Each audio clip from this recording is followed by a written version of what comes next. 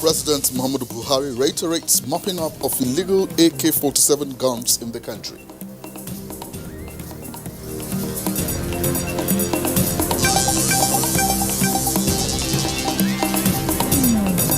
Minister of Communications and Digital Economy unveils Diamond Anniversary commemorative postage stamps in Abuja. Plus, federal government to work with key financial regulatory institutions to address issues from Banks and Other Financial Institutions Act BOFIA 2020.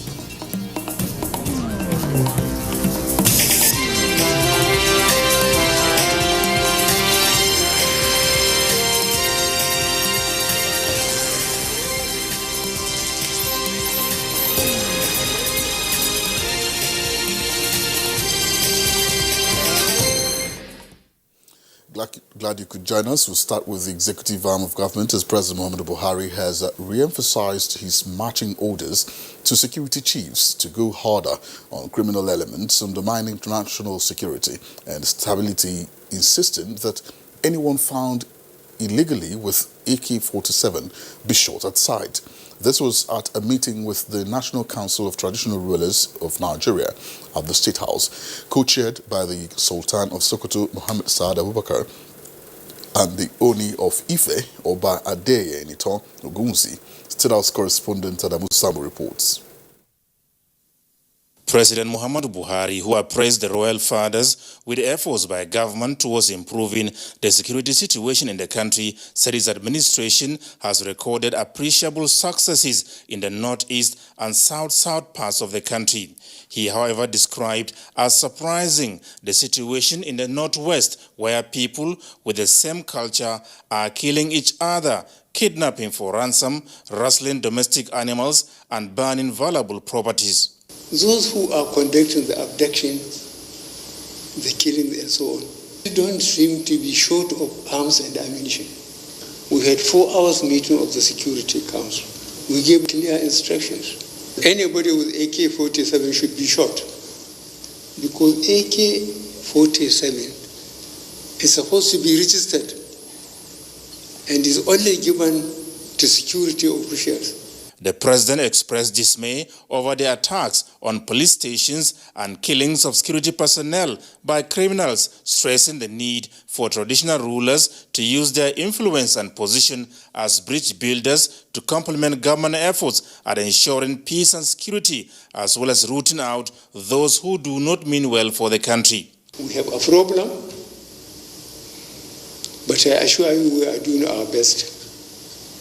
Our best hasn't proved to be good enough, but we are getting desperate. And we are given the orders to the military especially to be very hard on the criminals. Confidence must be restored in governance within the next 6 weeks. In 6 weeks' time, I want to see a difference. During the meeting, the president listened to various interventions from representatives of the traditional rulers from each of the 6 geopolitical zones of the country. The royal fathers stressed the need for the traditional institution to be assigned definite roles, particularly on peace and security within the ambit of the constitution, as well as regular engagement with the National Assembly on multiple fronts. We narrated stories of this banditry, kidnappings, killings here and there, and request Mr. President to consider putting us in a position whereby we can directly or indirectly help in terms of securing our respective domains. At the behest of Mr. President, I will convene a meeting with our royal fathers in a couple of days, and we'll look at all the issues that need to be discussed with a view to finding a way to permanently eliminate the problems confronting us. Apart from the National Security Advisor, the meeting was also attended by heads of other security and intelligence services. From the State House, Adamu Sambu, NTA News. Now, there is every indication that the misgivings surrounding the implementation of the Executive Order 10, which borders on independent financial autonomy of the legislature and judiciary at the state levels, will finally be resolved. The indication to this is a meeting between the federal government and the leadership of the Conference of Speakers led by its chairman, Abubakar Suleiman. Governor Aminu Tambuwal of Sokoto State, who is a former Speaker, House of Assembly, spoke to the press after the meeting with the Chief of Staff to the President, Professor Ibrahim Gambari. So it's a continuous meeting, and we are going to meet next week, Thursday, where we hope to finalize on the framework and modalities of implementing the autonomy of the state legislature and the state judiciary. How soon do you hope to see it happen? Well, by next week, Thursday, we are meeting to finalize the framework. And you are giving assurance that you are going to do it? We are all in support of it, by the grace of God. It would be recalled that the President on 22nd of May 2020 signed into law the Executive Order 10, which among others granted financial autonomy to state legislators and the judiciary. Now, stakeholders in the health sector are in agreement with the House of Representatives on the need to improve health infrastructure in north-central Nigeria. This was highlighted at a public hearing held by the House Committee on Health Institutions. National Assembly correspondent Lami Ali reports.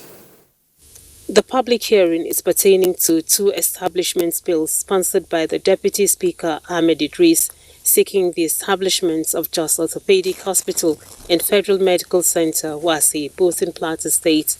The orthopedic hospital is to service the needs of people of Taraba, Gombe, Bauchi and Plateau States.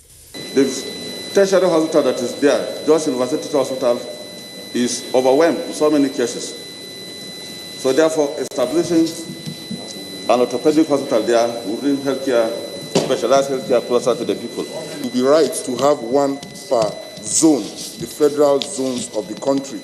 The provision of an additional public orthopedic center, as stressed at the hearing, will reduce the burden on the existing tree available in the country. In another development, House Committee on Agricultural Production and Services has engaged agencies on procurement procedure as they implement the 2021 budget, during which the chairman of the committee emphasized directing efforts to research to meet local food demands. We spent no less than 6 billion naira on wheat per annum.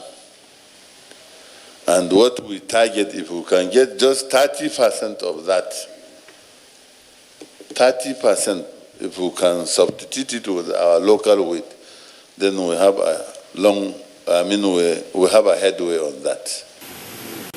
We believe that whatever happens comes from the research institutes for any improvement in our agricultural production.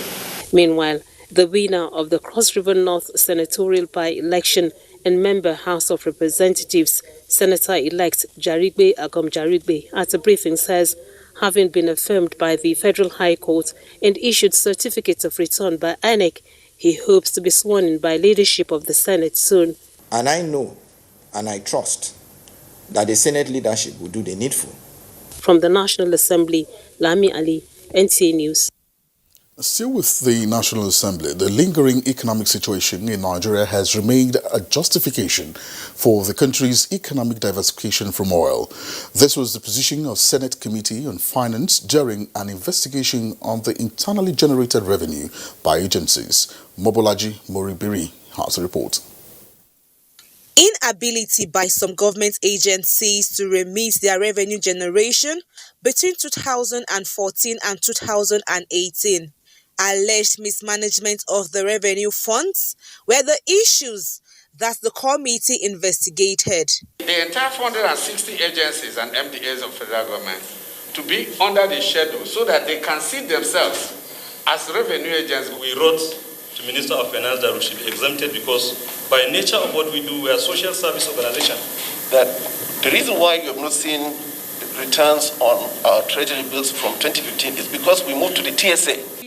Members of the committee expressed dissatisfaction on the processes upon which public funds are utilized, requesting evidences for clarification. Responding to government letters and everything, to come up with all these evidences that we have requested for. By the time they come up with it, we ask questions, and if there are missing links and need for us to bring these former MD, we will not hesitate to do that.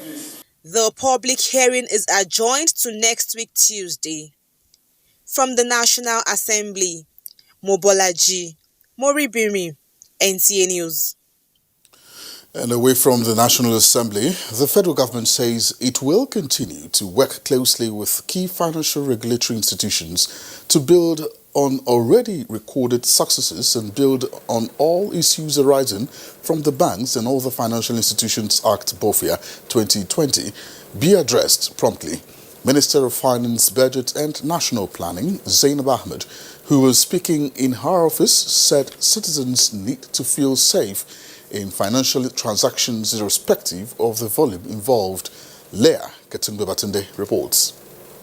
Confidence and stability, two keywords valid for the running of a smooth financial system. Minister of Finance, Budget and National Planning, Zainab Ahmed, say government is committed to meeting the expectations of Nigerians.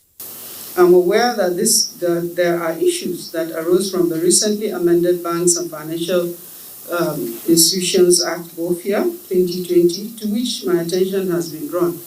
We will work with you and with the board to resolve them. It's only about 10 DMBs that the corporation was able to pay 100% liquidation dividend. So which means for the remaining ones is because the recovery has not been made 100%. A concern genuinely in the heart of many Nigerians who lost money to the collapse of banks in the country.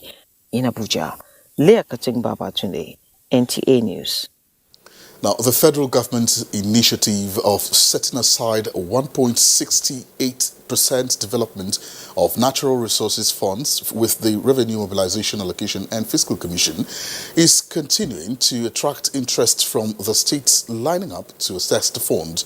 Yobe in the northeast is one of such states in Nigeria that in January this year submitted an application requesting for 52.5 billion naira from the fund, as disclosed by the Chairman Fiscal Efficiency and Budget Committee of the Commission, Adamu Shetima Dibal, during an assessment visit to Yobe State. Yunusa Suleiman reports. Yobe State in northeast Nigeria, with an estimated landmass of more than 47,000 square kilometers and a population of 2.3 million people according to the 2006 census, has vast agricultural, solid minerals and tourism potentials. Out of the desire to harness these economic potentials, the state recently applied for 52.5 billion naira under the Development of Natural Resources Fund domiciled at the Revenue Mobilization, Allocation and Fiscal Commission to enable it to develop these sectors. This led the Chairman, Fiscal Efficiency and Budget Committee of the Commission to visit Yobe State for an on-the-spot assessment of potentials. The aim of establishing the 1.68% DNRF is to achieve resources diversification and provide alternative sources of revenue not only to the federal government but to the other two tiers of government. The state, as you may be aware, is blessed with numerous untapped natural endowments. We have large deposits of gypsum, potash, rainwater, limestone, and iron ore. At a technical session with the Secretary to the State Government, Baba Malam Wali, presentations were made regarding the three priority sectors in agriculture, solid minerals and tourism. Yobe State noted that if granted the money, will be used to diversify its economic potentials, create employment opportunities, attract investors, and increase its internally generated revenue base. In Damaturu, Yunusa Suleiman, NTA News.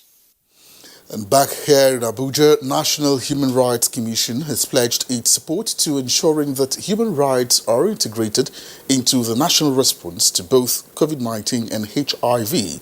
Executive Secretary of the Commission, Tony Ojukwu, made this known when he received the Executive Director, UNAIDS Winnie Bremin in Abuja.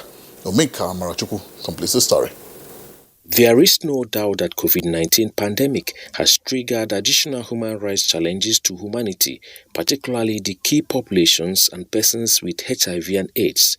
Though various stakeholders are making efforts to mitigate these human rights issues, National Human Rights Commission is bringing to the fore key human rights development experts in addressing gender and other forms of inequalities and promoting human dignity. A right-based approach does not only integrate human rights into development planning and implementation, it encourages debates, participation, and ownership. It promotes accountability in resource mobilization, program implementation, monitoring and evaluation. Looking at what we've harvested in the last 18 months in our national HIV response, it has given me confidence that yes, it is possible to fight stigma and discrimination and succeed. Some reason made you a human rights activist. I respect you for turning your pain into dedication to end injustice, discrimination, violence against others. National Human Rights Commission also signed a memorandum of partnership with National Agency for Control of HIV and AIDS to enable the two organizations pool their unique mandates and resources together to implement a broad-based partnership in the fight against HIV and AIDS. In Abuja, Omeka Marachukwu, NTA News. All right, we'll have to take a break now. More reports when we return. Stay with us.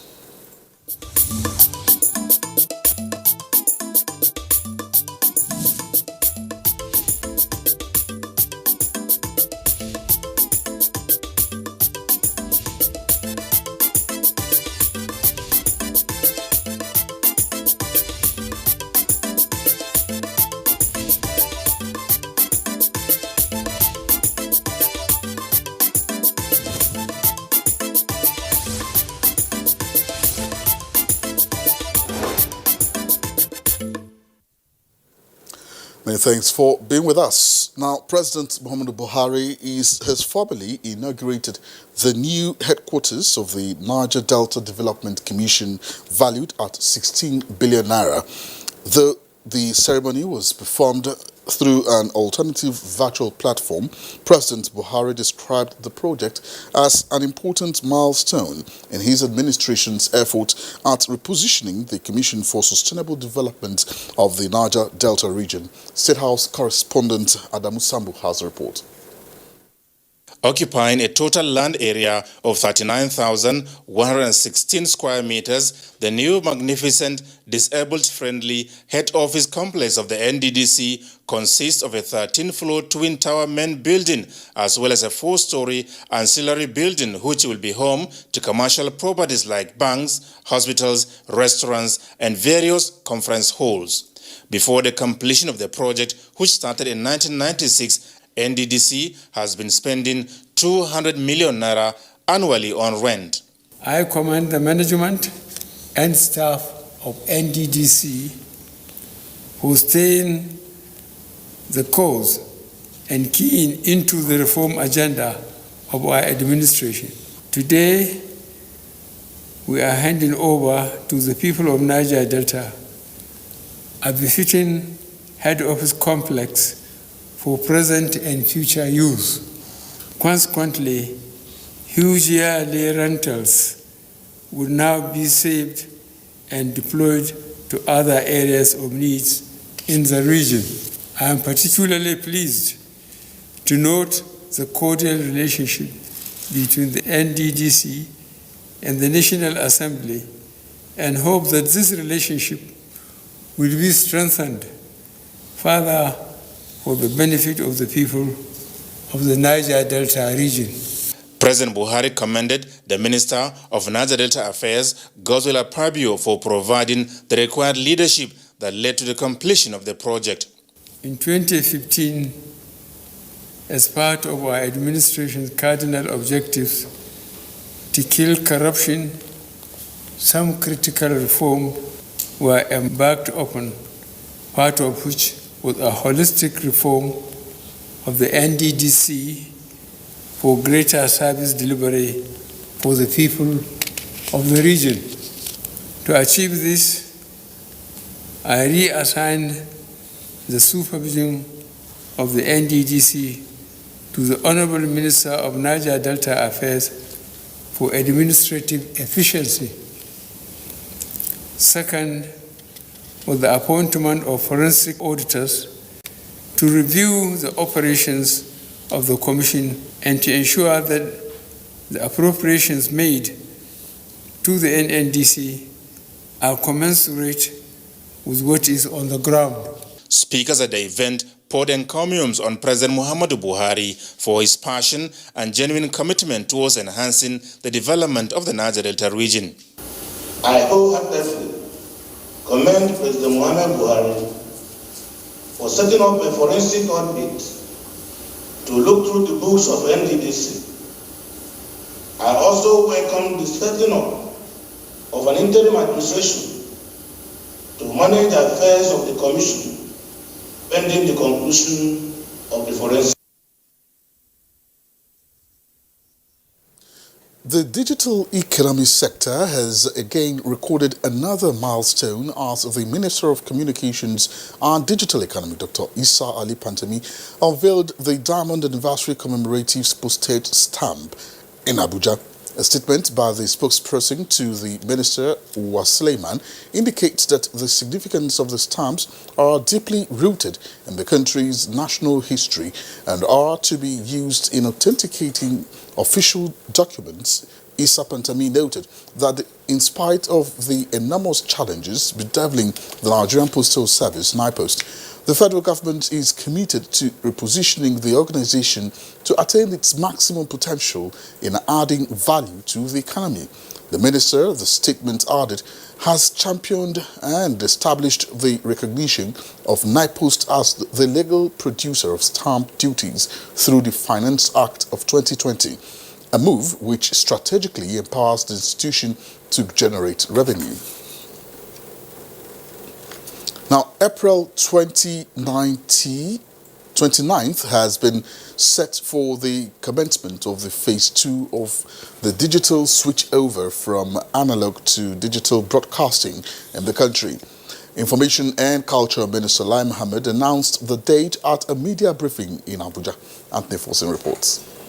Information and Culture Minister, while announcing the new dates for the commencement of the rollout phase 2, said 4 states, 3 of them densely populated. This is to accentuate our eagerness to take the DSO to as many Nigerians as possible, as well as to ensure its viability, as we have now decided that the process will be commercially driven.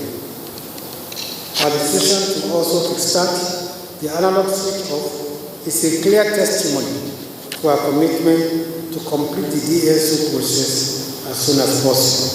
And to make the process viable, the minister assured that channel owners and content providers will be supported through the implementation of the audience measurement system to guarantee a sustained stream of revenue from advertising for them to attract investment in content development. In this regard, the Advertising Practitioners Council of Nigeria, APCON, has been directed to implement key policies to guarantee the advertising income of media houses by creating a healthy environment for the media outfits to operate. Very soon, APCON and the National Broadcasting Commission will sign an MOU on zero advertising debts to ensure that revenue from advertisers goes to the media owners. On set-top boxes, the Federal Ministry of Information and Culture, the minister said, will partner with the Federal Ministry of Industry, Trade and Investment to ensure a reduction in tariff on raw materials for its production, saying his ministry will aim at 0% tariff for completely knocked down components and not more than 5% tariff for semi-knocked down components against the current 5% tariff for completely knocked down components and 10% for semi-knocked down components. This, the minister assured, will make the set-top boxes within the reach of an average Nigerian. Giving a rundown on how the Phase 2 rollout will run, Acting Director General, National Broadcasting Commission, Professor Armstrong Idachaba, said the process will go through to the end of the year. So by the plan that we have, by the end of first quarter in 2022, we will have had additional 10 states. Additional 10 states will have been, or a total of 10 states will have been switched on in Nigeria. Lagos, Kano, Rivers, Yobe, Gombe, Imo, Akwa Ibom, Oyo, Jigawa, and Ebonyi states. In Abuja, Anthony Forson, NTA News. Now, with the recent approval for the establishment of the Federal Polytechnic in Plateau State, the federal government has announced the siting of the Polytechnic in Yak Shamdam local government area. In a statement, Permanent Secretary, Federal Ministry of Education, Architect Sonny Echono, conveyed this to Governor Simon Bako Lalong during the continuation of the technical visit to the state in preparation to the takeoff of the Polytechnic. The Permanent Secretary said the technical team from the ministry had undertaken a preliminary visit to various sites in Shandam local government area, and having submitted its findings, Yak was chosen as the site for the school. Echono said facilities such as access roads to the site, power lines and water body for the treatment are the immediate concerns that will be addressed in collaboration with the state government. He said already President Buhari has approved 2 billion naira for the takeoff of the institution. He said the visit reports of the 10-man technical committee will further advise whether the Polytechnic should start on a temporary facility or on the permanent site. He also conveyed the appreciation of the Minister of Education to Governor Lalong for championing peace and reconciliation, which has made Plateau return to its pride of place and the home of peace and tourism, a situation that continues to attract development and investment to the state. Governor Lalong assured the Permanent Secretary that the people of Plateau State, Shandam local government area, as well as host community of Yak, are all eager to take off of the school, which will accelerate educational development, skill acquisition, and job creation. Meanwhile, the 10-man member committee led by Malam Musa Muhammad Isgogo, a director from the National Board for Technical Education and the Chief of Staff to the Plateau State Governor Noel Dunjo, has concluded their visit to the approved site in Yak. During the visit, they inspected the vast land provided as permanent site of the Polytechnic, access roads and other facilities for power, water and security. They also inspected some schools and hospitals currently being constructed under the Lalong Legacy projects in Yak and Shandam before paying visits to traditional rulers, including the Long Gamai of Shandam, Miskum Martin Shaldas III, who expressed excitement and appreciation to President Muhammadu Buhari and Governor Simon Lalong for finally wiping their tears with the establishment of a federal tertiary institution in the southern zone of the state. All right, another break beckons. More reports after this time out.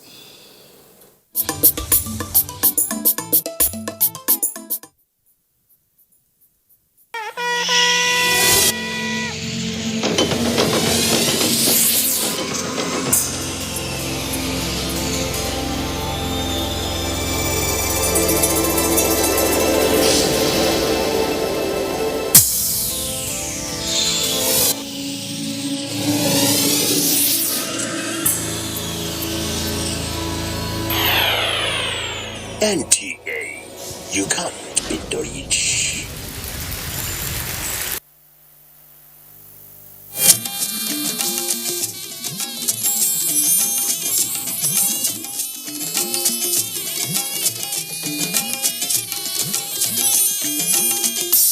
This is the network service of the NTA.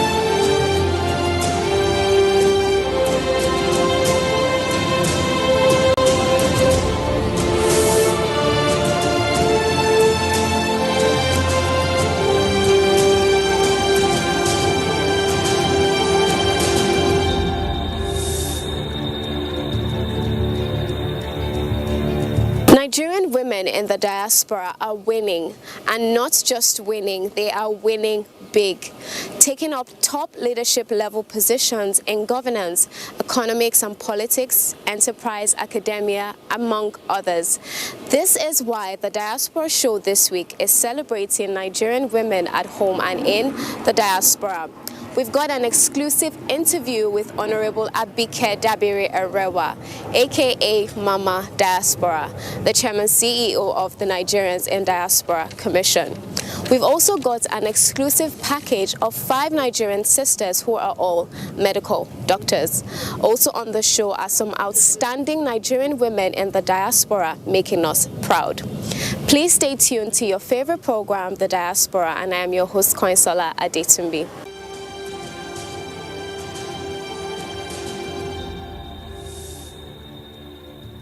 The International Women's Day 2021 had as theme Women in Leadership, Achieving Equal Future in a COVID-19 World. Listen to Honorable Abike Dabiri Arewa, Chairman CEO of NIDCOM, as she speaks to the issue.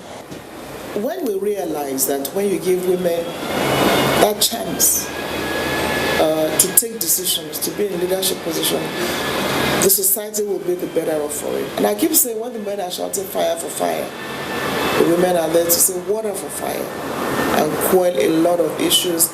You know, a lot of women are fair but firm.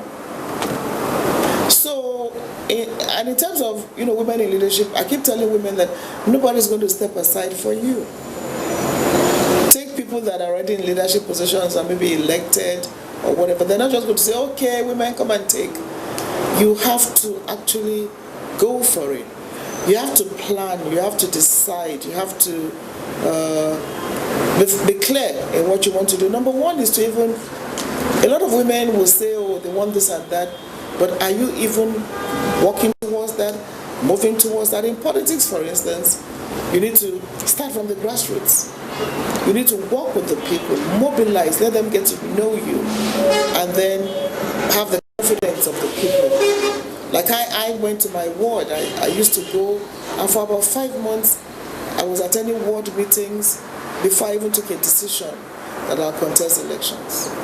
You know, so we work 3 times harder, and we just have to.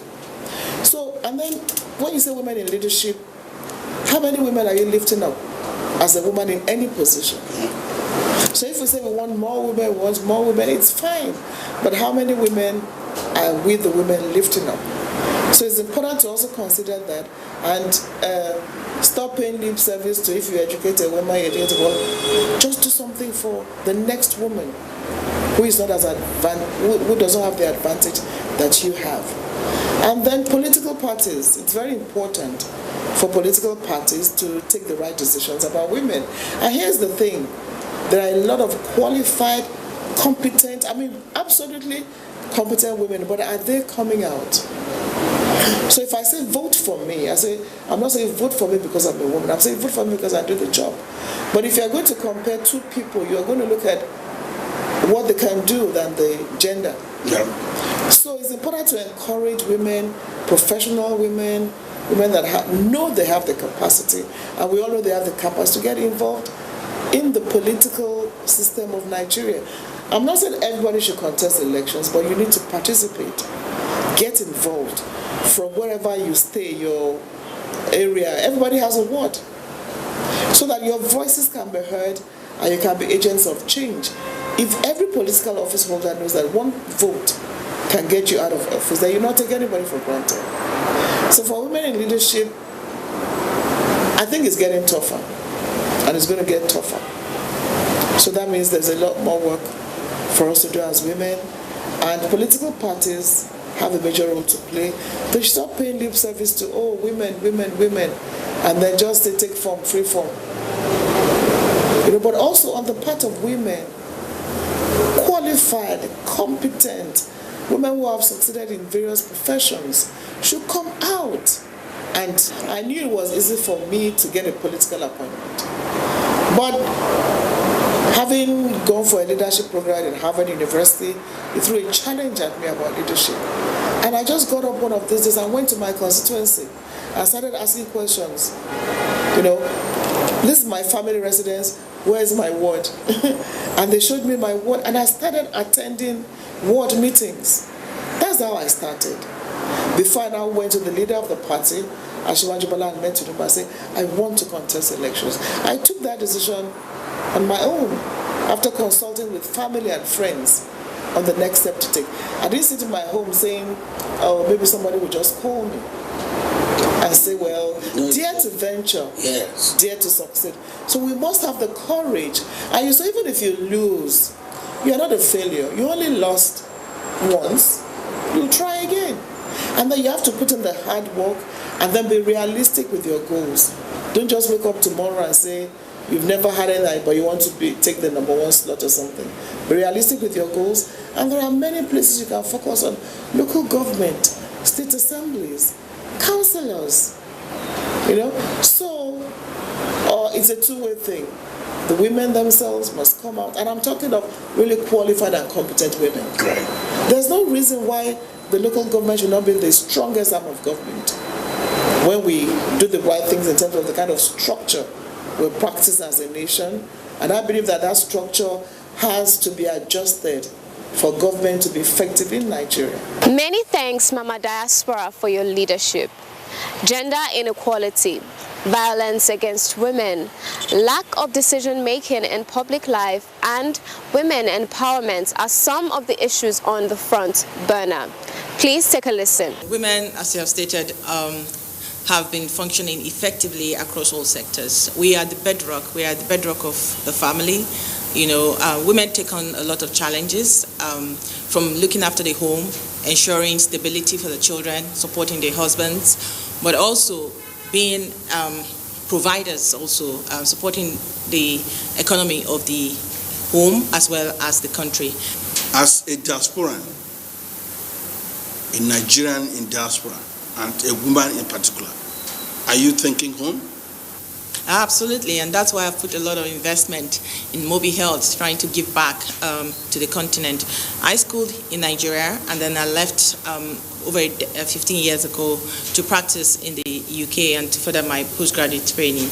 But it's always been my desire to be able to give back to the country, to the continent, and that was why I founded Mobi Health, because I saw the opportunity that technology presents for us to change this poor narrative. So leaving for UK was necessary for me at the time, because I needed the environment to gain the skills that I needed to bring back home, and that was why I left. And I've been able to acquire these skills, and knowing the difference between what obtains in developed countries and the need and the gap here, I'm able to leverage my knowledge and skills to provide a solution that speaks to the African narrative, because you can't just cut and paste the Western solution and bring it back home, but you can. The knowledge of both sides gives you the ability to develop a solution, an innovative solution that can speak to the narrative here. So Mobi Health essentially harnesses the diaspora medical community, doctors, nurses, other healthcare professionals, and bringing them back to the continent through technology to provide care and support what is going on back home, the medical community back home. So through our portal, anybody in Nigeria can now access a doctor conveniently from home. You go on your mobile app and you can speak to a doctor in Nigeria. You can speak to a doctor in the UK, in the US, in UAE. You can get your medication delivered to you at home, genuine medication. And we also provide training, because it's all about local capacity building as well. So through our platform, we're able to train doctors, train nurses, train community health workers, do task shifting, and being able to support that deficit that we have. Because you see, Nigeria has a massive deficit of doctors and healthcare workers. We have a mass exodus out of the continent, and we're losing billions of dollars every year training doctors and nurses and healthcare professionals who eventually leave for the West. How do we reverse this trend? Of course, the factors that need to be in place to be able to keep these professionals here will take decades to be able to achieve. But what we can achieve right now is the fact that Nigeria is one of the fastest growing in mobile technology adoption. We have over 173 million mobile subscribers, and Nigerians spend over $600 million every month on airtime and data, over $8.8 billion every year on airtime and data. Yet we have less than 5% of people with access to the health insurance scheme. So how do we leverage this technology to improve access to healthcare? Because your health is your wealth. If you're looking at your bottom line, if you're not healthy, a farmer who is not healthy cannot produce. If you're not healthy, you won't come to the office. So we need to be able to know that investment in healthcare is an investment. It's not just something that it's not something that is, well, we know it's the government's responsibility, but we all have a part to play in it. How do we harness all these resources together to attain that?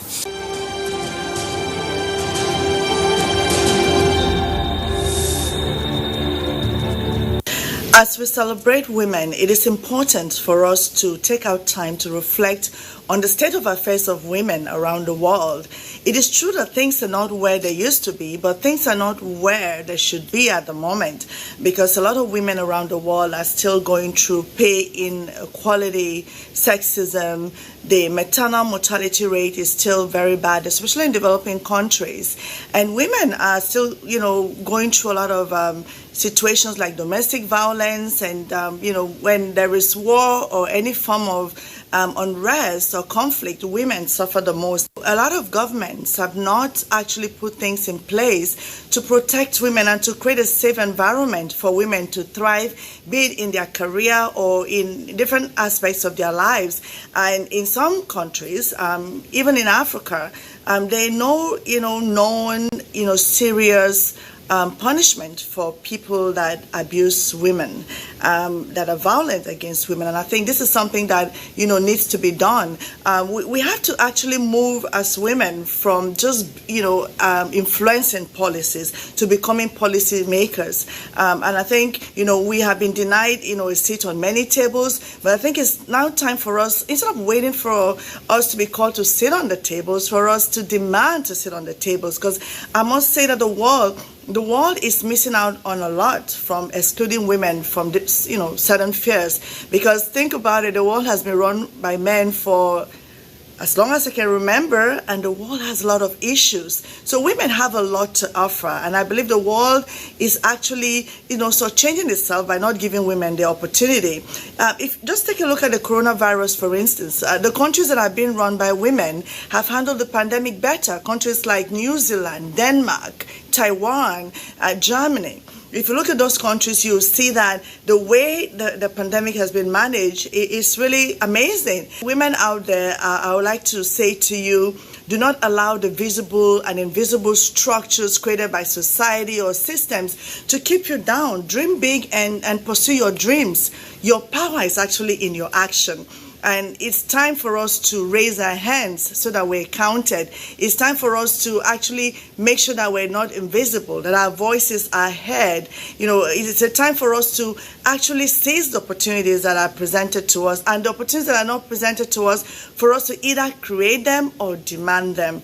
Posterity is waiting for us to contribute ingenuity. And I know that as women, we always actually go the extra mile.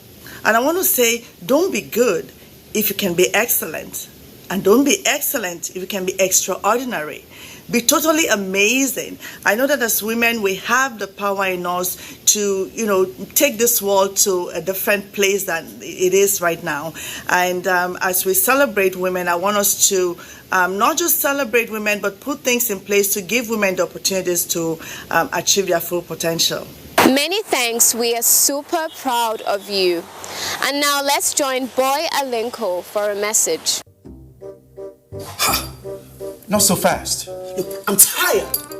I want to check out of this country for greener pastures. Just calm down for a moment. Please sit down. Do you have a job where you're going to?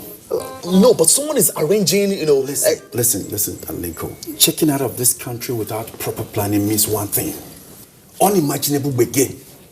I've been in the diaspora, but legitimately doing great things at home and abroad. As I've been saying, without the proper footing abroad, the risk is not worth it. Listen, Alinko, it's better to be home than be trapped abroad, or even end up in prison.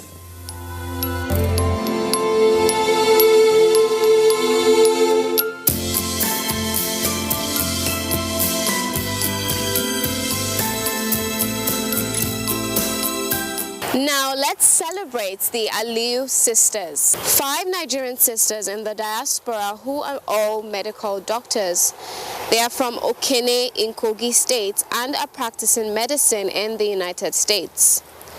Salamat Aliyu, first female neurosurgeon in West Africa. Halima Aliyu, a plastic surgeon. Raliat Aliyu, an obstetrician. Khadija Aliyu, a family physician, and Medina Aliyu, a public health physician. Educate a woman and you educate a nation. We are super proud of you, sisters. I told you, Nigerian women in the diaspora are super winners. Check out this roll call. Dr. Ngozi Okonjo-Iweala. Dr. Ngozi Okonjo-Iweala is an economist and international development expert. Added to her intimidating but impressive portfolio is her current role as the Director General of the World Trade Organization, WTO. With her position, she makes history as the first woman and first African to hold the office. Okonjo-Iweala sits on the boards of Standard Chartered Bank, Twitter, Global Alliance for Vaccines and Immunization, and the African Risk Capacity. Also, Okonjo-Iweala has 25 years of her career at the World Bank. In Nigeria, she was the first female finance minister and the only female to occupy that position for 2 Nigerian presidents between 2003 and 2006 and 2011 to 2015. The United States President Joe Biden has appointed Nigerian-born Eno Titilayo Ebong as the acting director of the U.S. Trade and Development Agency, USTDA. She has served in different roles as General Counsel, Deputy Director, and Chief Operating Officer at USTDA between 2004 and 2019. She practiced law at the Boston office of Mintz, Levin, Cohn, Ferris, and Pompeo, PC. She also earned a Juris Doctor from the University of Michigan Law School, a Master of Arts in Communication from the Annenberg School for Communication at the University of Pennsylvania, and a Master of Arts in History from the University of Edinburgh, Scotland. Dr. Oluwatomilayo Daudu is a pediatric surgeon at Alberta Children's Hospital in Calgary. She was born in Nigeria and raised in Winnipeg. As a medical student, Daudu co-developed a project in Tanzania focused on adolescent gender and reproductive health. She spent her summers researching childhood pneumonia in Nigeria and more recently launched a surgical needs assessment for the country. Currently completing a Master's of Public Health at Harvard University, Daudu is part of a team led by Dr. Mary Brindle, working to revise the safe surgery checklist for high-income countries around the world. She's amassed a long list of peer-reviewed publications and awards on topics including colorectal surgery, pediatric trauma, and global health. You can agree with me that Nigerian women are trailblazers.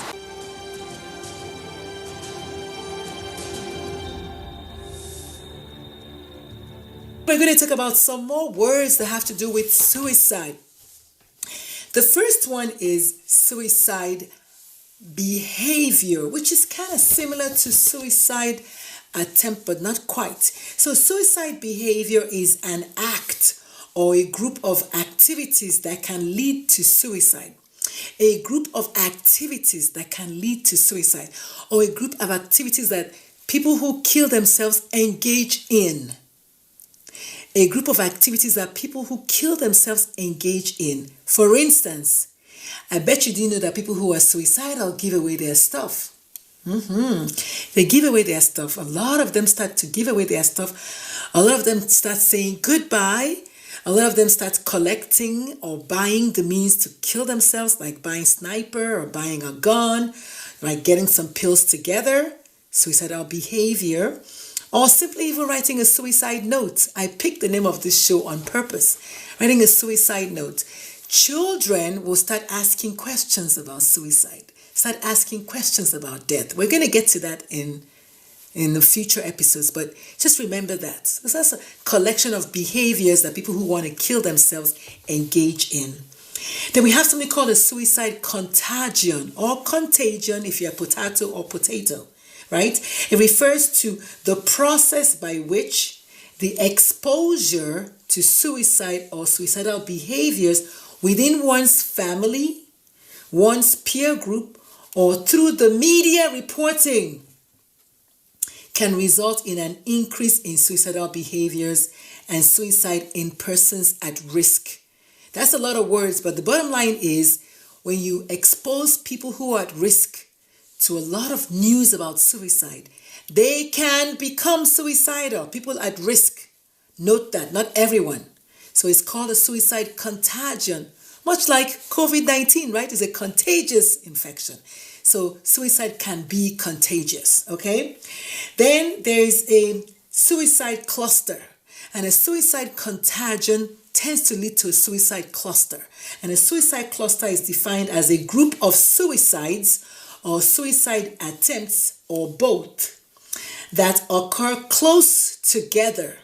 They occur closer together in time and geographic location than would normally be expected based on the statistical prediction or community expectation. Bottom line is, when you have a higher number of suicides in a particular location, more than is predicted for that location, like what? Is there like a prediction? There should be none, right? But when you get too many of those, it's called a suicide cluster. So suicide contagions or contagious tend to lead to suicide clusters. In San Antonio, Texas, where I live, between November 2019 and February 2020, we had a major suicide cluster. We had 7 suicides in the space of about 4 or 5 months. So that's not the norm, I guess is what they're saying. So that's all I have for today. So remember, we talked about suicide ideation, which is thoughts about suicide last week, suicide behavior, suicide contagion, and suicide cluster. My name is Dr. Lulu, aka the Malnutrition. I'll see you next week. Bye. Thank you for staying all through the program. We hope it's been worth your while. And in case you have anything to share with us, please do not hesitate to do so, as we expect feedback on our show. Remember, you can reach us on all our social media platforms. On Facebook at Nigerians and Diaspora Commission. On Twitter at NITCOM_gov. On our Instagram page at NITCOM_gov. On our YouTube page at NITCOM_gov. And on our website at www.nitcom.gov.ng. You can also join us on DSTV at NTA Network on Friday at 10:30 a.m. on NTA International on Tuesday at 6 a.m. and 10:05 p.m. on NTA News 24 on Friday at 2:30 p.m. and on Sunday at 10:30 a.m. You can also join us on WAP TV on Thursdays at 9 a.m. and on WTV on Wednesdays and Sundays at 8 a.m. You can also join us on Ben TV London at 4:30 p.m. on Saturday. I remain your host, Koinsola Adetumbi. See you next time.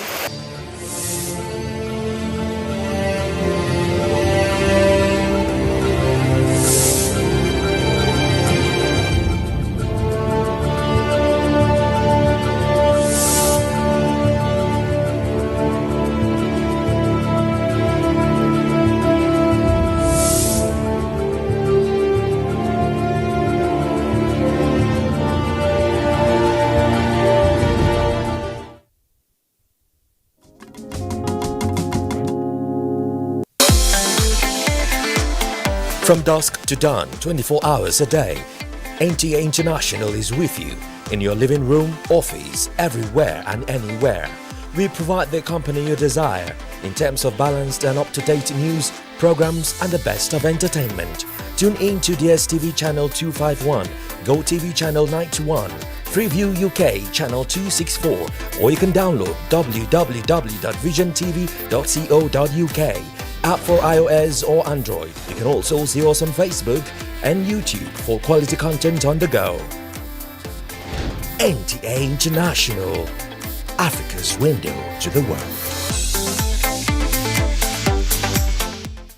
In the midst of the coronavirus pandemic, information management is key. I'm Cyril Stober. Fatima Umar Buba. Joseph Johnson. Ian Ray John. Muhammad Kudu Abubakar. Jumbo Yusuf. My name is Kirian Umaya. Here in NTA, we're working very hard to make sure that everything we broadcast is accurate and up to date.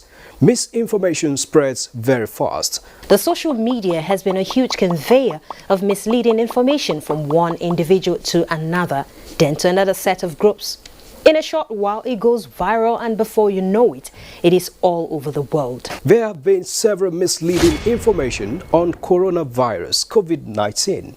Recently, the misconception of 5G as a cause of coronavirus is becoming widespread. Another is the belief that hot beverages and alcoholic drinks are internal cleanser for COVID-19, thereby leading to excessive consumption of these drinks.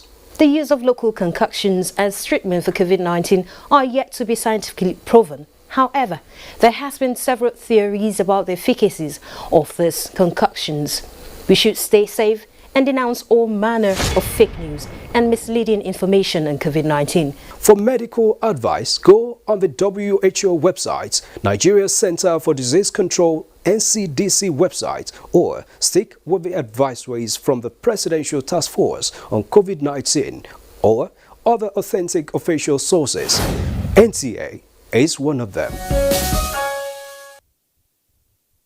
Hello and welcome. It's time for another interesting package of Everything Music. Angelina, you dey cool in my temperature. If you call, I go come deliver. This is Talking Movies. In times of old, the world was full of wonder. No! Stop it! Welcoming you to your weekend for today. Arise, oh compatriots. It's time to use our voice. Beyond 6 packs. Bills. Can you pay the bills? Keep paying my telephone bills. Keep paying my automobile bills. Welcome to Gallery.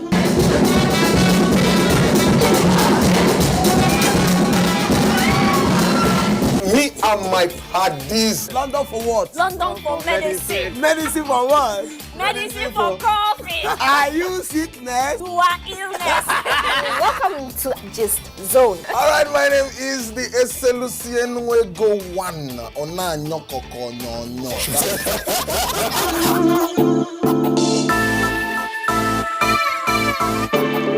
If you travel around the world, you will find out that there is no place like Nigeria. Beautiful, peaceful, very warm and friendly climate all year round. Largest concentration of black people in the world. Hospitable, vibrant and happy people. There is no place like Nigeria. A land of opportunities. The biggest window in the world of business and investments. Extremely rich in multicultural diversity. There is no place like Nigeria. Nigeria, good people, great nation. Every year, tourists from the world over troop to Nigeria in their thousands to experience firsthand the marvels of the African continent. I love Nigeria. Nigeria is beautiful. I love Nigeria. With natural and man-made tourist attraction. Nigeria is a beautiful place. Hello, here is the news update at 11. I'm Chimobi Walter Naji. In the meantime, the President, Muhammadu Buhari, has re-emphasized his marching orders to security chiefs to go harder on criminal elements undermining national security and stability, insisting that anyone found illegally with AK-47 be shot at sight.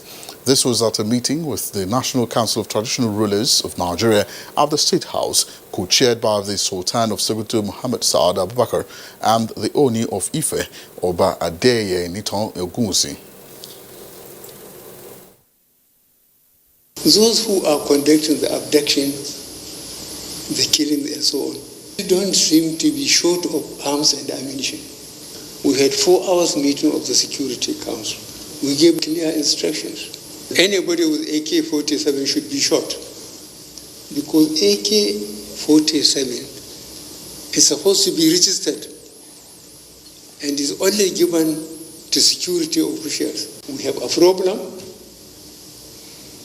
but I assure you we are doing our best.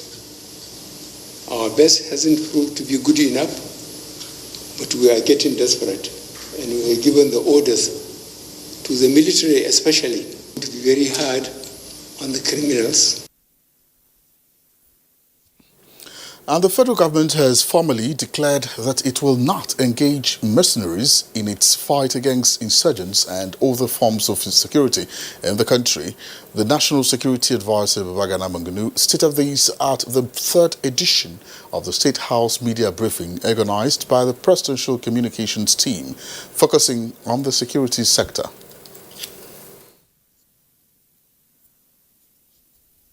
Logically, it's not even good for us.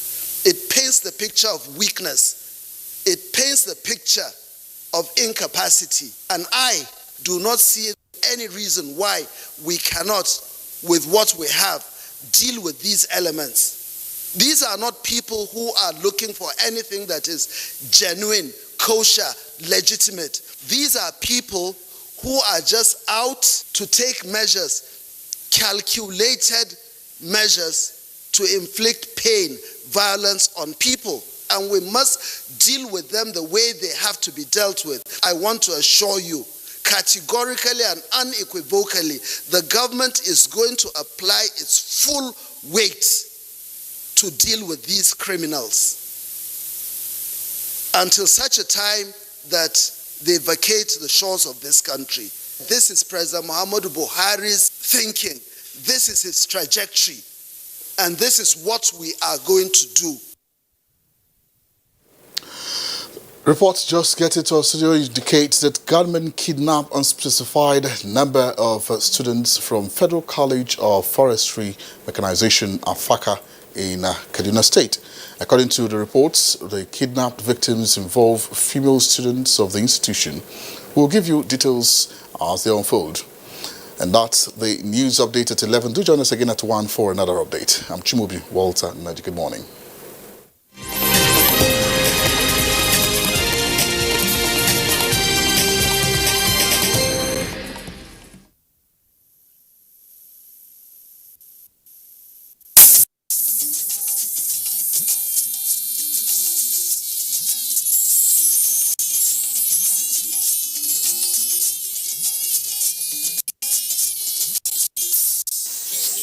Service of the NTA.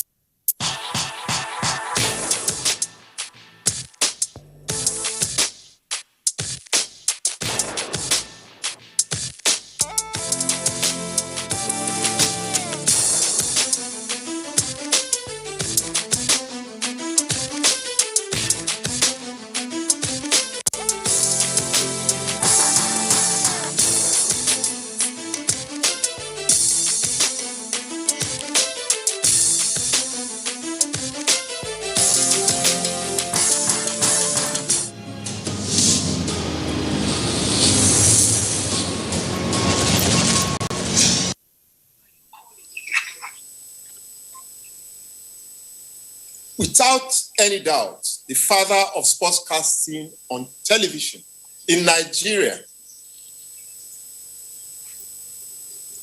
without any doubt, the father of sportscasting on television in Nigeria is a gentleman that is referred to as the Grandmaster. Some people call him the Encyclopedia. Well, the rest of the country knows him as Fabio Lani. Last week, he celebrated his birthday. 79th birthday it was. And a cast tutelage visited him at home, where he is hibernating in the evening of his life. The history of Nigerian sports, on sports television in particular, cannot be fully told without an entire chapter devoted and dedicated to this doyen of journalism in Nigeria. On the Sports Parliament tonight, we shall be celebrating Fabio Ladipo in a very special way. I am Shegun Odegbami, Speaker of the Sports Parliament, coming to you live from Africa's largest television network, NTA. Sitting with me tonight in Parliament who is there? Onome Obrute. Let me start from Onome Obrute. The Maverick is in the house. Onome.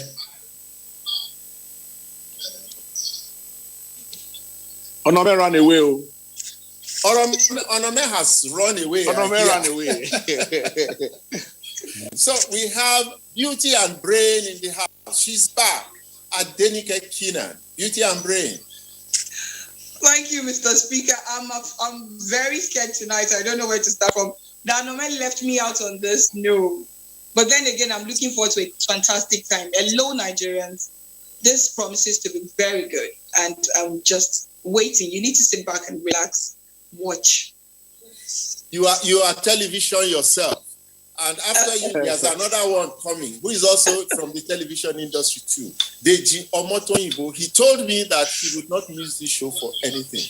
Back on the show tonight, Deji. I will not miss it for the world, sir. I will not miss it for the world. I grew up in Ibadan in the 70s and 80s. I grew up watching Uncle Fabio, and I'll greet the whole Nigeria with his usual payoff line after his show on Saturday night. Till next week, when he ends the show, he says, till next week, I'm backing sports all the way. How about you? And that line stayed with me all my life. I'm very happy to be here tonight. Uncle Fabio, you have been a great mentor to so many of us. God bless you. Well, we have a galaxy of television stars here tonight. Nigerians, wake up wherever you are, because this is truly a galaxy of some of the best, some of the brightest sports journalists, and I'm talking of sportscasters on television that we've had in our history. I don't know where to start from, but let me start from the one I told earlier that I have not seen on television for the past 50 years, even though the man himself may not even be up to 50. May Nasara Ilo. May Nasara, welcome to the show.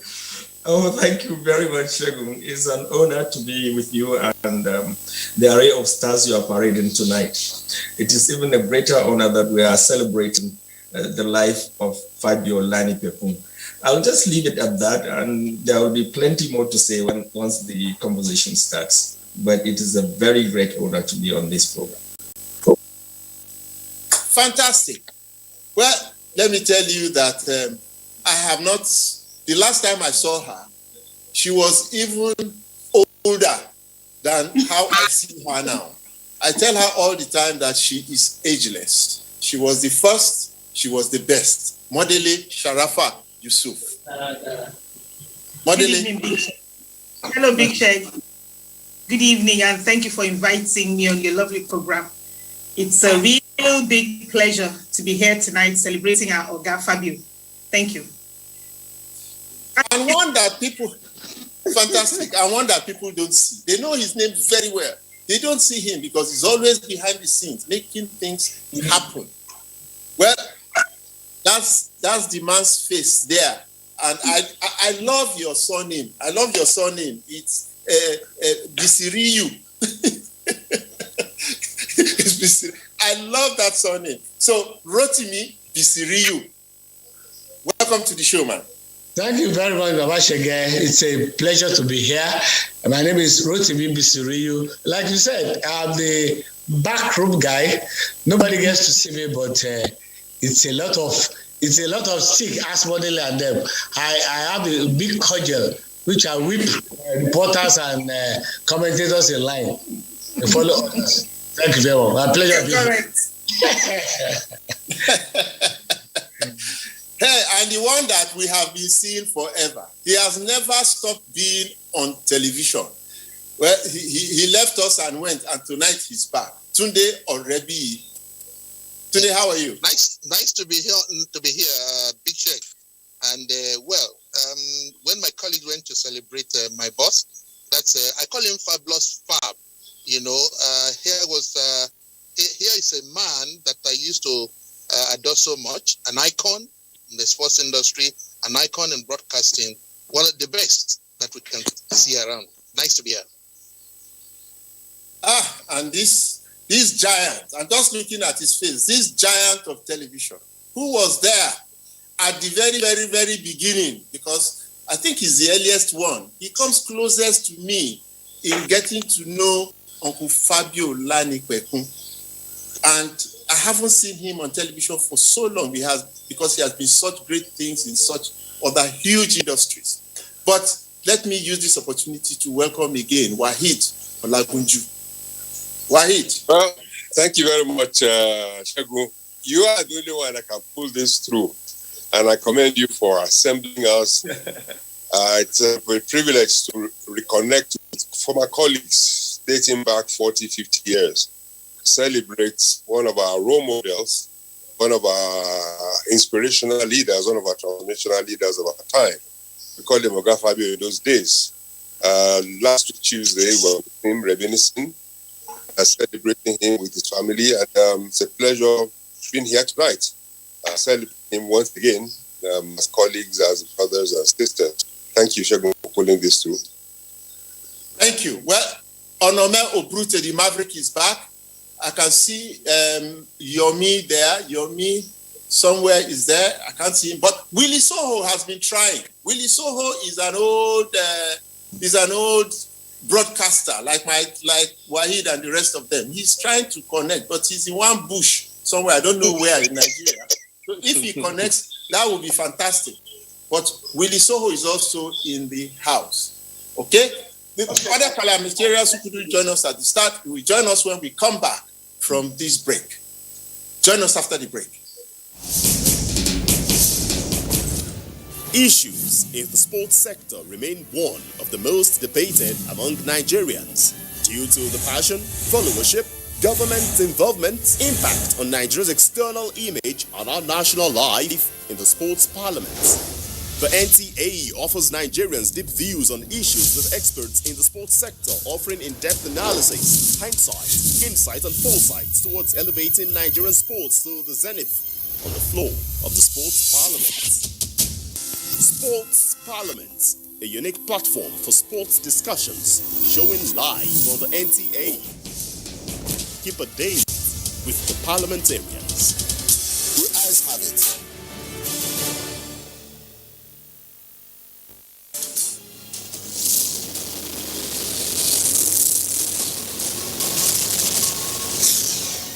If you are just joining us, you haven't missed much yet. Well, you have missed the face of Onome Obrute because it's just coming back on set. Onome, how are you doing now? Onome?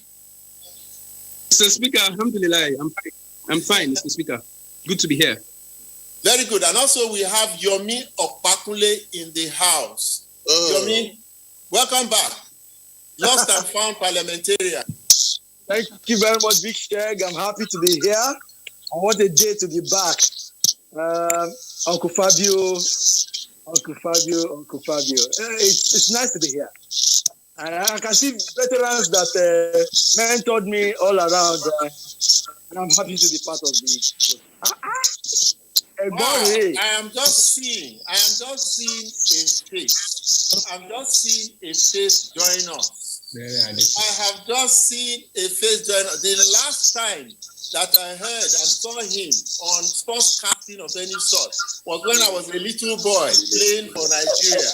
But here he is now again joining us tonight. Uncle Dele Adetuba, good to see you, sir. Good to see you. Good evening, sir. Good evening. Nice to be with you. Well, we all doff our hearts. Yes, we all doff our hearts. Absolutely. So, and then of course we have Abdurrahman Mohammed. Abdurrahman has just joined us too. Abdurrahman is one of you people and is also a parliamentarian. Abdurrahman, say hello to the house.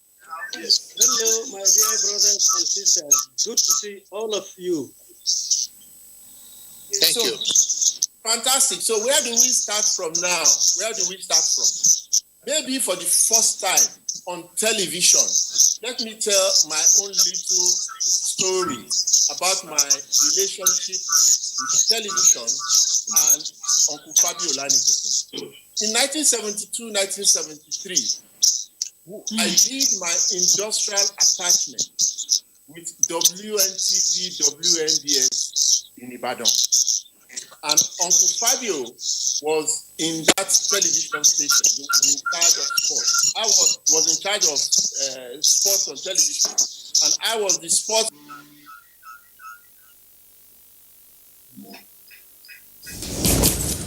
Issues in the sports sector remain one of the most debated among Nigerians due to the passion, followership, government involvement, impact on Nigeria's external image and our national life in the sports parliament.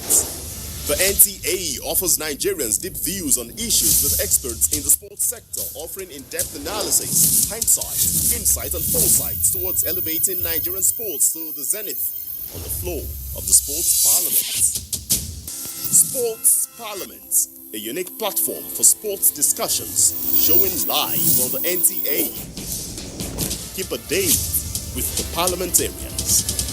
Your eyes have it.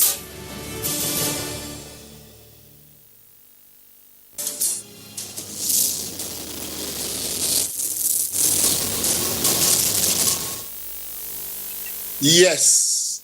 Well, you are still watching the Sports Parliament. I really and sincerely apologize for that break in transmission. However, I promise that you won't miss anything. Let's reset the button. Let's start again, okay? So, but this time, we are going to change one or two things.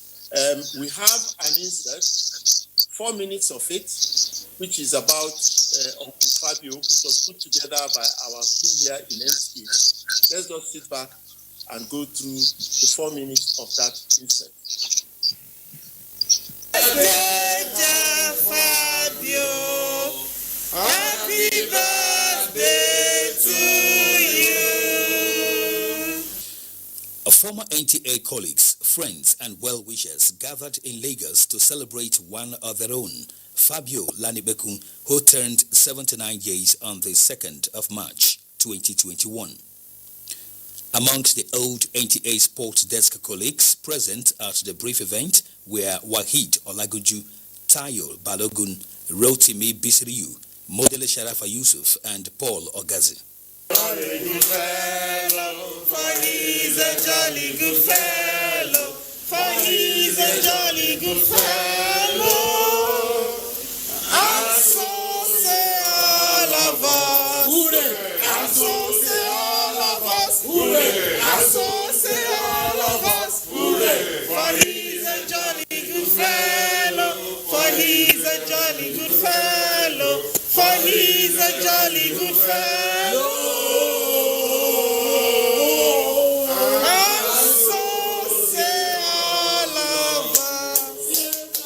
Credited with setting up NTA Sports Desk from the onset, Fabio Lanipeku represents different things to different people. There's no doubting the fact that Fabio, remains one of the people who have contributed the most, not only to NTA Sports, but to sports in general in this country. We're having a production meeting, and I think we're talking about the phrases to use in football commentaries. And I mistakenly said the ball had gone out of touch. He said, no. The ball has gone into touch. Out of touch and into touch. When the ball is out of play, you say the ball is out of play. But if you want to use the word touch, the correct phrase to use is the ball has gone into touch, not out of touch. So I still remember that very vividly. It stands out, and each time I talk about Fabio, the memories of that encounter, come flooding back. Well, people like Fabio should be celebrated. There are many Fabios out there. There are many Fabios who are contributing quietly, right? And in some cases, anonymously to the development of sports in this country. So we must celebrate them. And I must thank the Speaker of Sports Parliament, my good friend Segun Odegbami, for dedicating this episode of Sports Parliament to the celebration of Fabio at 79. I think it's something that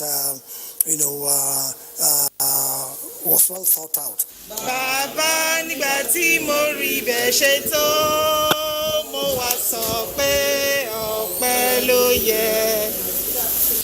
In 1969, Fabio Lanibeku joined WNTV WNBS, which metamorphosed into the Nigerian Television Authority and served meritoriously, rising to manager sports. He retired from service in 1995. The NTA family wishes him many more returns.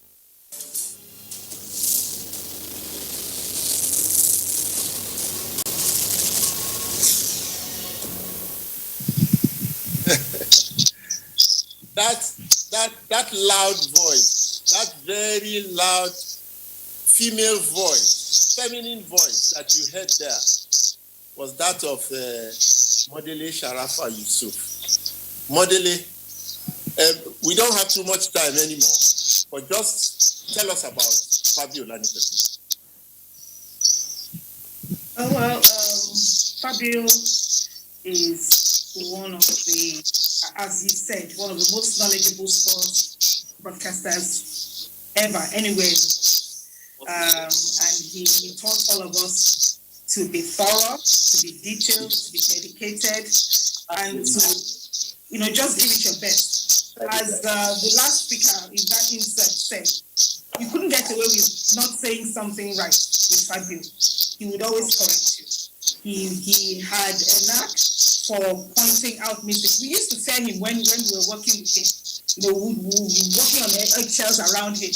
But, all of us have since, as I said at the birthday celebration last week, all of us have since gone on to other things. But we live with the values that he taught us. All of those values of being dedicated, of being detailed, of being thorough. It is what we have carried into our respective businesses and has continued to serve us well. I met Fabio when I was in NTA Ibadan, and he just took a liking to me like he did. Everybody apparently, he'll just see you and notice your talent, and he would invite you to the network station or invite you for trips. And he brought us to where we are today, and we're very grateful. Fantastic. Someone told me that one of the closest persons to Fabio Lanibeku on the job is Wahid Olagunju. Wahid. You are right. It's a pleasure to be on this platform, and I must pay my compliment to Okudela Adetiba as well. Because I think double celebration having him on this program, because he was also one of those in those days. And if Segun will indulge me, I remember a line when Nigeria played Egypt, and he said, Mr. Ikrami Ahmed is complaining. I don't know if Segun will remember that match. The pleasure seeing you this night. Mr. Ikrami, we trumped Egypt that day, and Ikrami was confused and said, Mr. Ikrami Ahmed is complaining. Well, Fabio, I met him on television as well. And you mentioned many names, and and co, unless the phone for me, so I met Fabio on television, and it was my pleasure meeting him live in NTA as well. I finished from the University of Lagos, did my NYSC in NTA, and that was when I ran into him. Although he was in Ibadan and I was in Lagos, but we always went on coverage like the up in Libya in 1982 and the Olympic Games in Los Angeles in 1984. And each time we meet you, what they listen, it's an opportunity to learn, because it's one of the most knowledgeable human beings I have met. Not only in sports, I mean, even in politics and in other fields, he had a very retentive memory, and he could remember so many things. And that attracted me to him because, back in school too, we learned a lot of skills in humanities, human behavioral methods, and apply these things unconsciously to his job. And for me, I applied them deliberately to what I did. So I learned quite a lot from him, and he inspired many of us in terms of values. And by implication too, we had a lot of experience from his friends. Kudela Elizabeth is one of his friends. Given the fashion of Thomas, he was the general manager of the National Sports Commission. And then late Eddie Adiroko, and then Josh Tolu of Daily Times. So we inherited all of them. They all became our mutual legacies as well. Because the sports family in those days, we're all one, and we kept learning from one another. So when we assembled in his house last Tuesday, we reminisced a lot, and we did him well. We can't thank him enough for what we learned from him. For many of them, if we were to start paying them dividend, we're paying them dividend for life because they invested in us, and we brought to bear most of the things we learned from them in other callings in life, and this has helped many of us.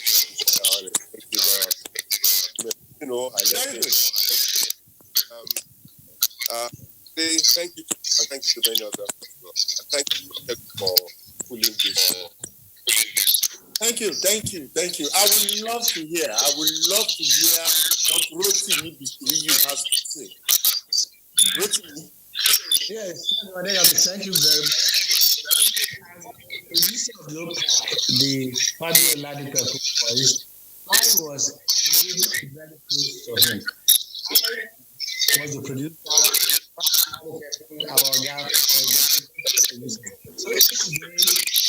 Somebody has their television set on. Can we please just reduce the volume of the television set somewhere?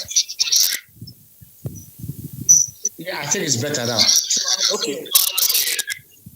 No, still no. Somebody has their television set on, please.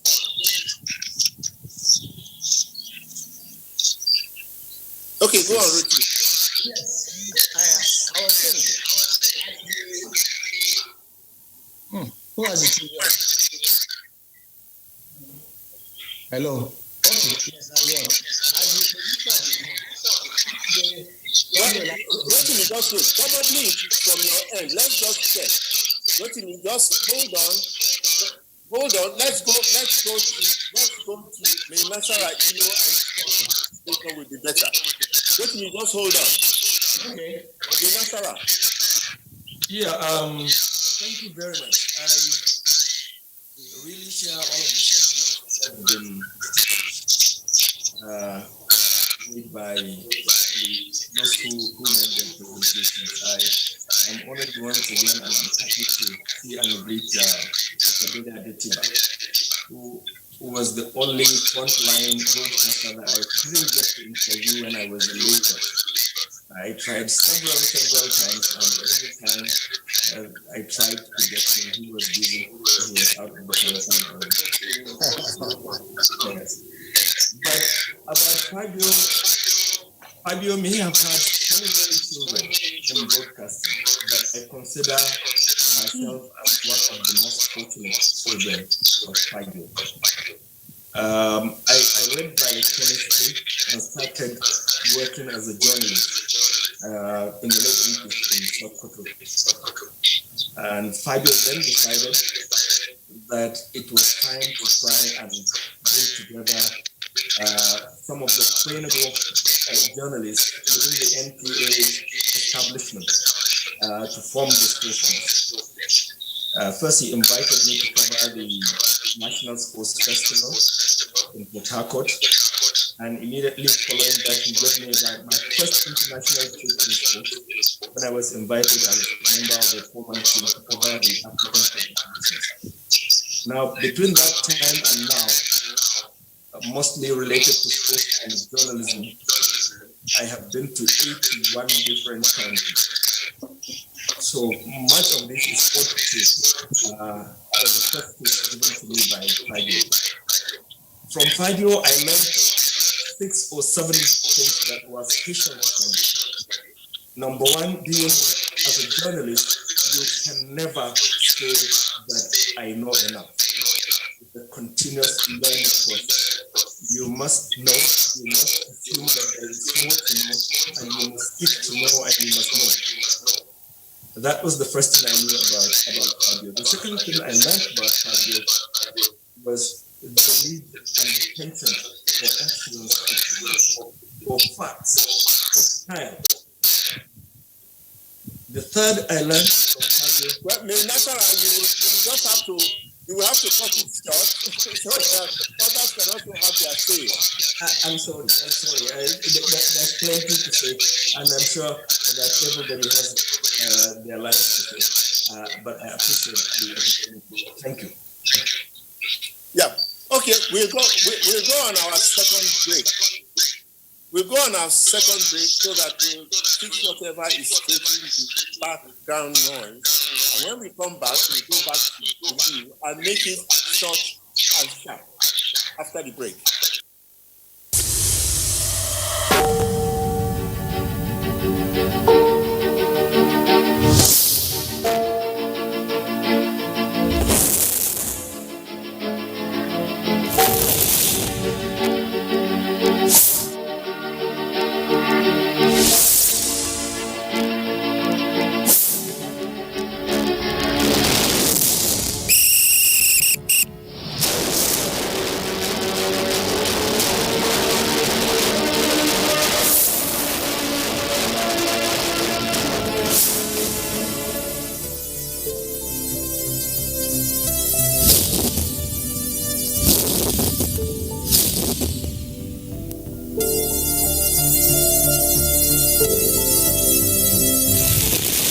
NTA Sports 24, where sports thrive.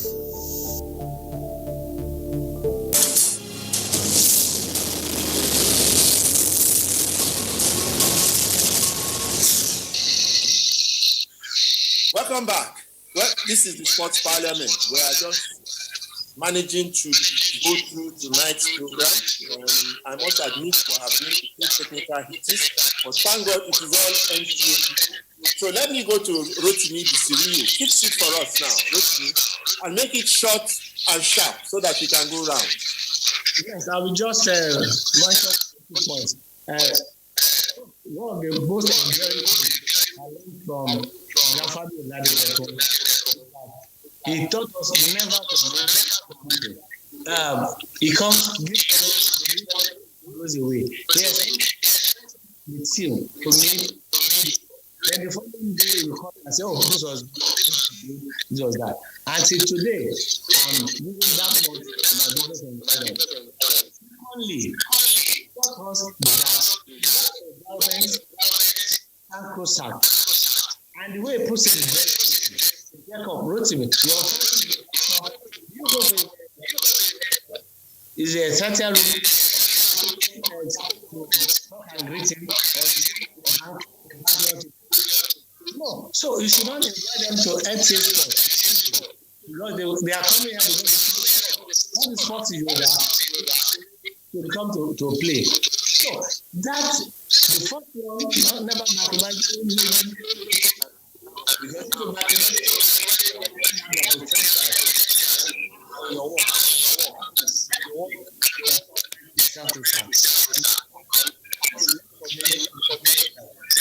Okay, well, signals from your place also not so good. So we'll have to leave you for now. Thank you for what you have contributed tonight. I'm going to Tunde already. Tunde already, are you still there? Thank you, Mr. Speaker. I'm still here. And what I can only say this is short and sharp. Okay. Oga Fabio will actually force you to do your best, especially in the production. And it will look at your script, ensure that you are giving out the best, even despite the fact that you are a producer.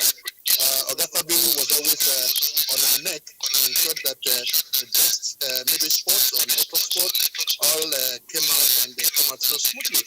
And of course, when you travel, he will always be telling you have a mission, and that mission must be a success. Despite the fact that he may not even be with you, but he will give you the opportunity to excel. I think, even despite the fact that I left the NTA, we were still talking, and he was always correcting some of my mistakes, some of my interviews and everything that we used to do, especially when I even called him and I wanted to talk to him. He granted me the audience, and we went on a live transmission for several years. I think I want to give that to him, that here is an icon and one of the best that we have around.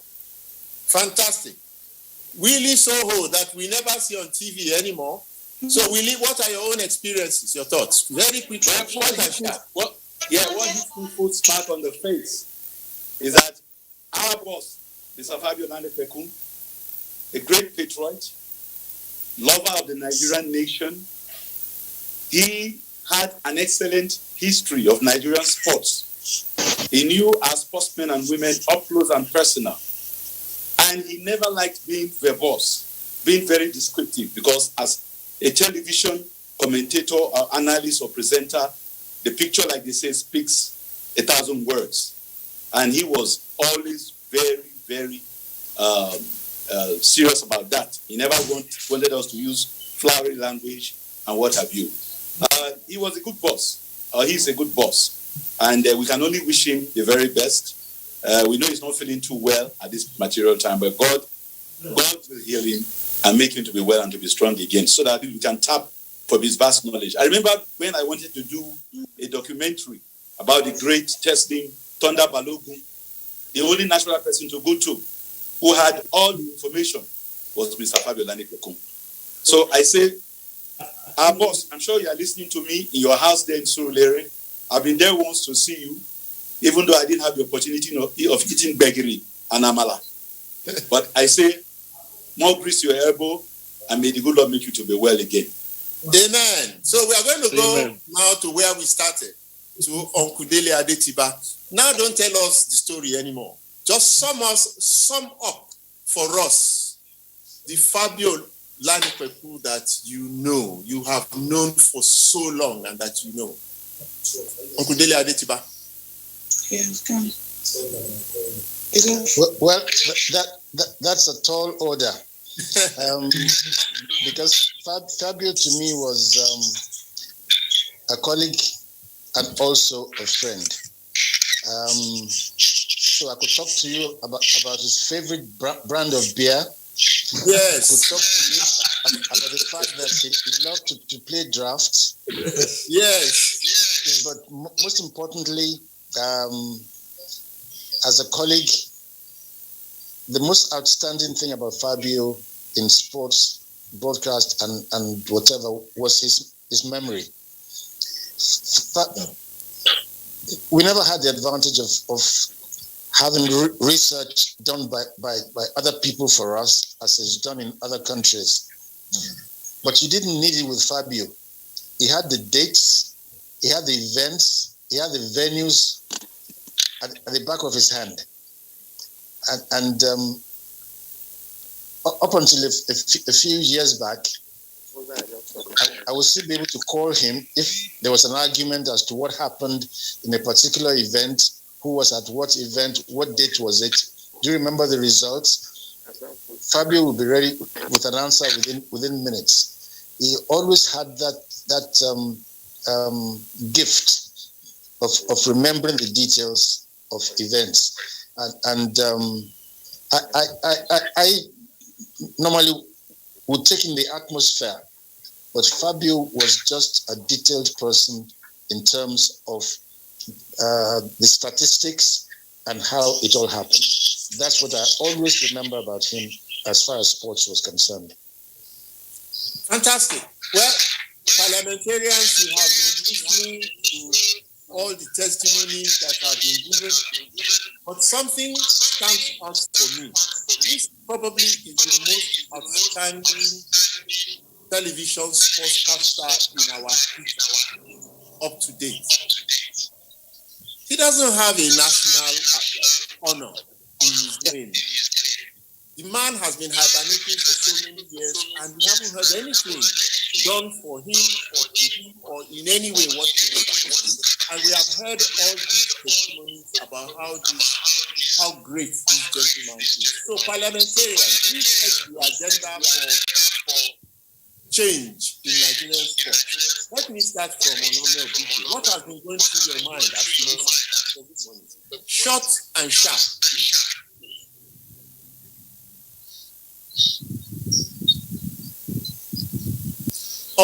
Unmute. Onome. Okay, thank you, Mr. Speaker. Thank you. Yes. Short and sharp. Yeah, tonight I work for the Observer newspapers. I'm just here to observe because the people I'm seeing on this screen tonight are people I used to tune the TV to see and to watch. Yes, I worked with Modele Sharafa Yusuf at Globalcom, but seeing people like Rotimi Bisiriyu, Menasara Ilo, Uncle Adetiba, no. Oga Tunde Orebi. Mr. Speaker, you have just done what we will call the Malachi breaking of Malachi. We are observing tonight, and I want to wish overall Oga Kwata Fabio Lalikpeku a wonderful birthday, and that God will grant him good health and strengthen his body to live long for the rest of us to be able to grab things from the fountain of his knowledge. Happy birthday, sir. Adenike Keenan, Beauty and Brain, what are your thoughts? Mr. Speaker, a whole lot is going on through my mind right now. I don't know where to begin. But I think today is historic. Historic in the sense that we tend not to appreciate our legends, our veterans as much as we do. But to me, this is a right step in the right direction. A commendation to have, for you especially, to gather these fantastic individuals, mentors and role models, speak of another interesting role model that we all look up to. It is not enough for us to just celebrate athletes and all. There are a lot of people who may be athletes. You don't know how good you are as an athlete, except a sportcaster describes you like even beyond what you are. So it gets to encourage them, and I think it's high time we celebrated our sportscasters as much as we can. I think it deserves a national honor, as you said. And I think more recognition will come from this. This is commendable, Mr. Speaker. That's the only thing that goes through my mind right now. That we remember him and we're celebrating him. I think it's thumbs up.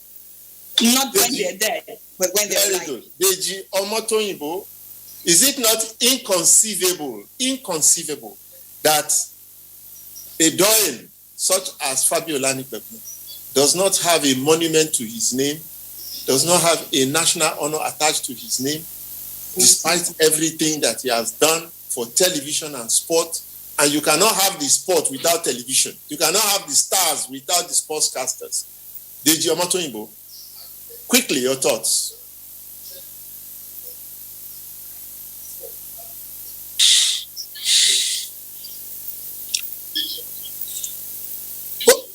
Well, sir, it just speaks to misplacement of values, misplacement of priorities in all spheres of our national life.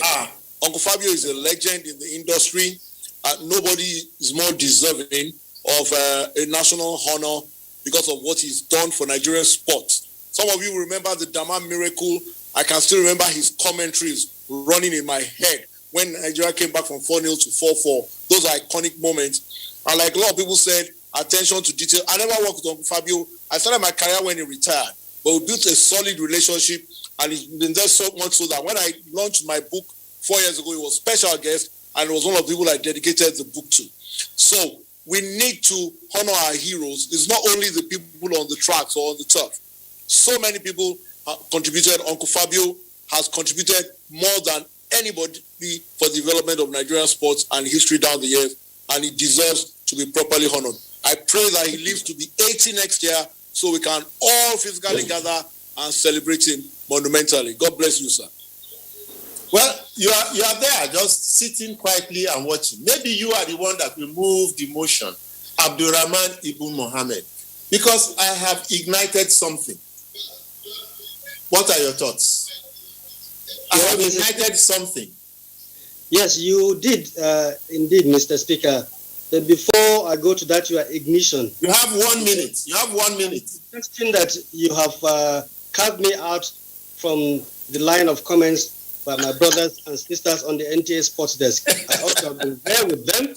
But while we all celebrate our Oga, the guru of sports, I think what you have ignited is timely. And one hopes that the powers that be are listening and looking in at what we are saying. If anybody deserves in the sports broadcasting sector to be honored, then Fabio it is. And as for someone who worked under him, I'd like to say that he broke no nonsense in addition to all the so many good things that have been said about him. If you made an error that he thought you were not supposed to make, he would not spare you. But if you did well, he will also be sure to praise you. And finally, I'd like to say it's a privilege to be on the same set with Uncle Dele, who I fondly remember for his commentaries in that final match, 1980 Cup of Nations, when he was talking about Muda. Oh, Muda couldn't stop going, and so on and so forth. It's a pleasure to be with you, sir. Well, the last person to speak tonight, because we have run out of time, is Yomi Okpakunle, and you have 30 seconds to move a motion that Uncle Fabio should be honored. He should be honored by this. So, over to you, Yomi Okpakunle. You have 30 seconds. All veterans in the house, parliamentarians, all Nigerians, all leaders.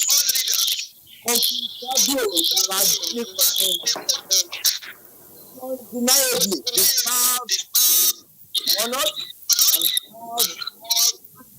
and all he has done for sport. I promise. Well, let me use this opportunity to thank all of those that have shown up tonight to honor our brother, our father, our mentor, our teacher, our friend, our all of those things put together. Uncle Fabio Lani, Uncle Dele Adetiba, thank you. Yahya Olagunju, thank you very much. Nasara, and the rest of you. You're wonderful. I use this opportunity to say congratulations to Fabio Lani on the 79th birthday. And I ask all Nigerians and all of you on this stage tonight to respond to that motion that Nigeria give a national award, honor to Fabio Lani, or